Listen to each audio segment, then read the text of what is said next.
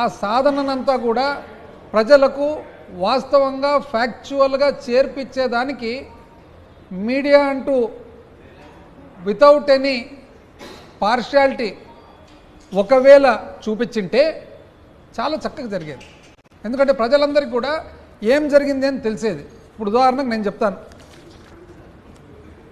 అప్పు మంగళవారం అప్పు, ఈ నెల అప్పు, ఆ నెల అప్పు, రాష్ట్రం అప్పు, శ్రీలంక కాబోతుంది.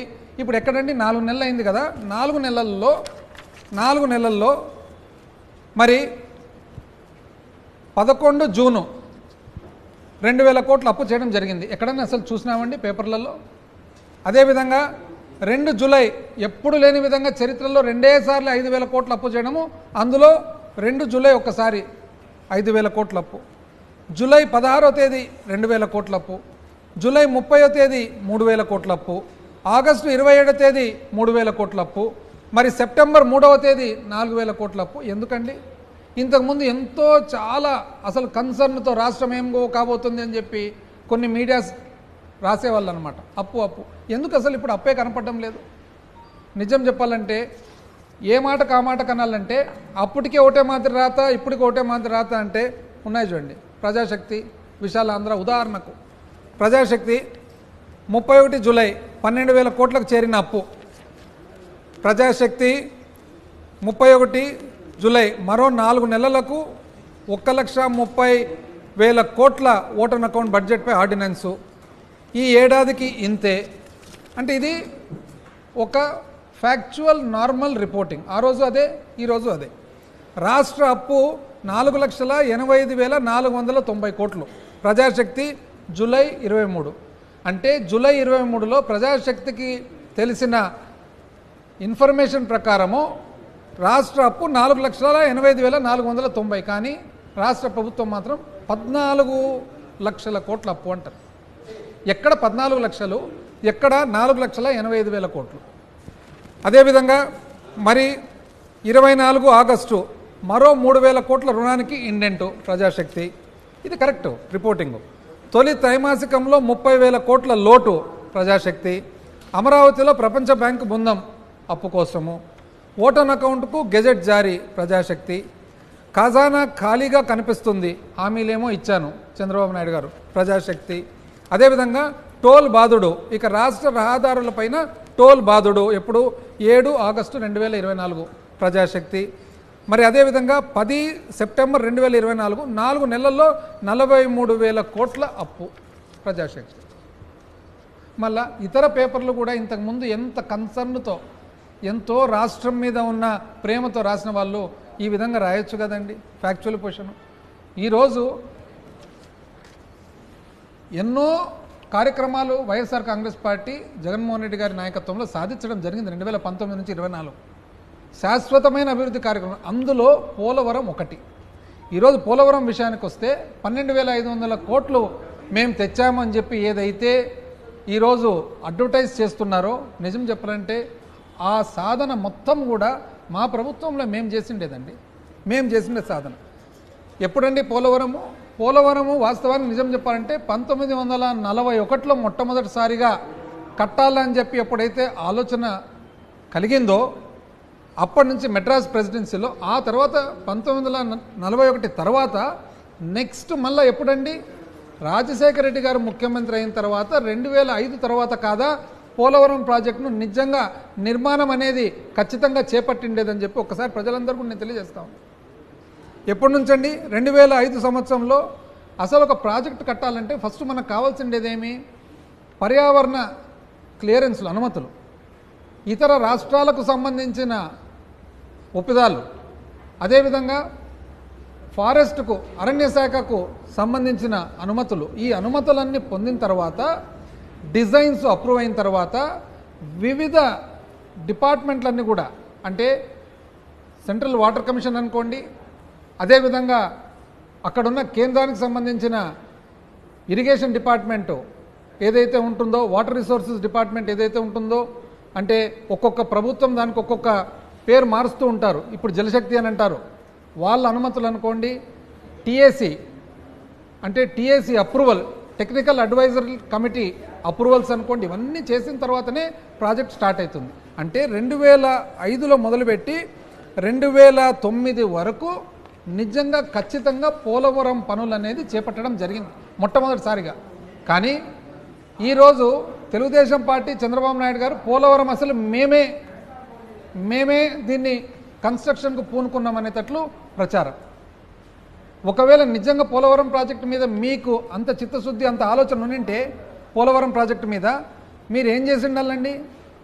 మీరు యాక్చువల్గా అంతకుముందు కూడా ముఖ్యమంత్రిగా ఉన్నారు కదా, అంతకుముందు ముఖ్యమంత్రిగా ఉన్నప్పుడు మీరు ఎందుకు చేపట్టలేదు?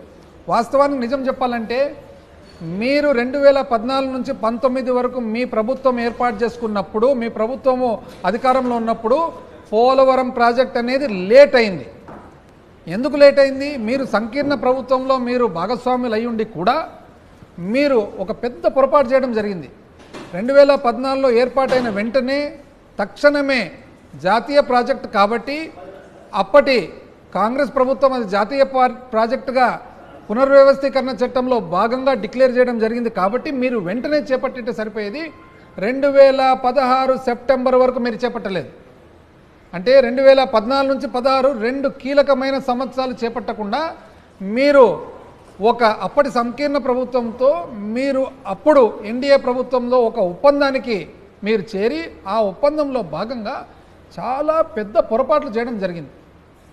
ఏమా పొరపాట్లు అంటే మీరు చేసిండేది 2010-11కు సంబంధించిన క్వాంటిటీస్ ఏదైతే ఎంత మట్టి, ఎంత ఇసుక, ఎంత రాయి, ఎంత కాంక్రీటు, ఎంత స్టీల్ అనేది 2010-11కు సంబంధించిన క్వాంటిటీస్కి ఒప్పుకుంటూ 2013-14కు సంబంధించిన రేట్లకు ఒప్పుకుంటూ 2013-14లో వచ్చిన ఏదైతే కొత్త భూసేకరణ చట్టం ఉందో ఆ చట్టాన్ని మీరు పట్టించుకోకుండా, మీరు అకౌంట్లోకి తీసుకోకుండా, మీరు పునరావాసానికి ఎంతమందిని పంపించాలనేది మీరు చూసుకోకుండా, ఎన్ని ఎకరాలు అనేది మీరు క్వాంటిటీ తీసుకోకుండా మీరు కేవలము ఇరిగేషన్ కాంపోనెంట్ మాత్రమే, అంటే 8 సెప్టెంబర్ 2016 ఏదైతే మీరు స్పెషల్ ప్యాకేజ్ అనేది మీరు ఒప్పితం చేసుకున్నారో అప్పటి కేంద్ర ప్రభుత్వంతో, మీరు కేవలము ఓన్లీ ఇరిగేషన్ కాంపోనెంట్ మాత్రమే, అంటే వ్యవసాయానికి సంబంధించినది మాత్రమే, త్రాగునీరు కానీ ఇంకోటి కానీ లెక్క తీసుకోకుండా చేసినందుకు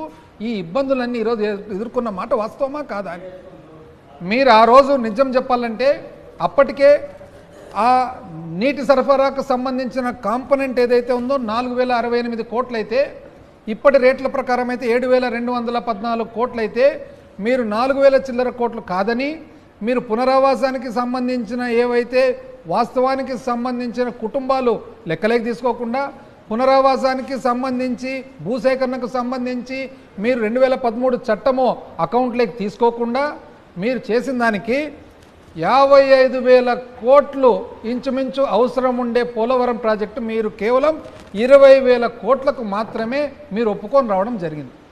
ఎంత అన్యాయం అండి!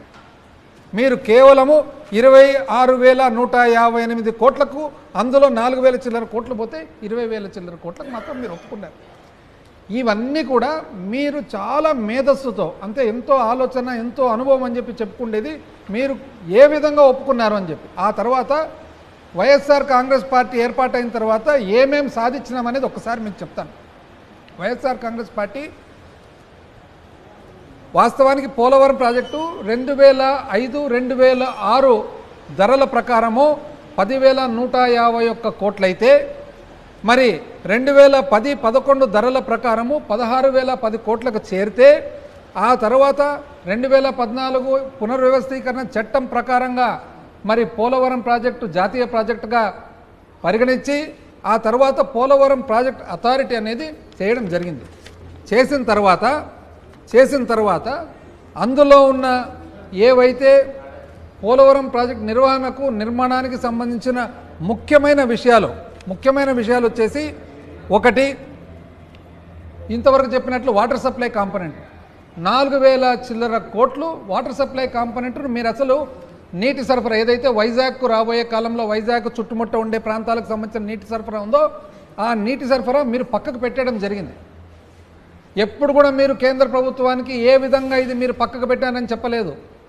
మా ప్రభుత్వం వచ్చిన తర్వాత 2019 నుంచి మొట్టమొదటిసారిగా అది టేకప్ చేయడం జరిగింది. ఆ తర్వాత ఏదైతే పోలవరం ప్రాజెక్టు నిర్మాణానికి సంబంధించిన రీయింబర్స్మెంట్ అంటే ఖర్చు మనం పెట్టిన తర్వాత కేంద్ర ప్రభుత్వం మనకు తిరిగి డబ్బులు ఇవ్వాల్సి ఉంది. ఆ రీయింబర్స్మెంట్ అనేది ఇంతకుముందు సంకీర్ణ ప్రభుత్వంలో తెలుగుదేశం పార్టీ ఉన్నప్పుడు ఇక్కడ నుంచి పోలవరం ప్రాజెక్ట్ అథారిటీకి పోతే పోలవరం ప్రాజెక్ట్ అథారిటీ సర్టిఫై చేసిన తర్వాత బిల్లులు జలశక్తికి పంపిస్తే జలశక్తి నుంచి ఫైనాన్స్కు పోతే ఫైనాన్స్ నుంచి ఆర్బీఐకి నాబార్డుకు పోతే అక్కడి నుంచి మళ్ళీ తిరిగి వస్తే అక్కడి నుంచి వచ్చేటప్పటికి ఎన్నో నెలలు పట్టేది. అటువంటిది మేము మా ప్రభుత్వము ముఖ్యమంత్రి గారు ప్రధానమంత్రి గారితో మాట్లాడిన తర్వాత ఇవన్నీ తీసేసి డైరెక్ట్గా స్పెషల్ అసిస్టెన్స్ కింద కేంద్ర ప్రభుత్వం నుంచి తెచ్చిన మాట వాస్తవమా కాదని చెప్పి ఈరోజు నేను అడుగుతా ఉన్నా. ఎంత అన్యాయంగా చెప్తారండి. అసలు ఈ వాటర్ సప్లై గురించి as per the guidelines of the national project both irrigation and water supply component should be funded, రెండు కూడా ఇవ్వాలని చెప్పి మా ప్రభుత్వం.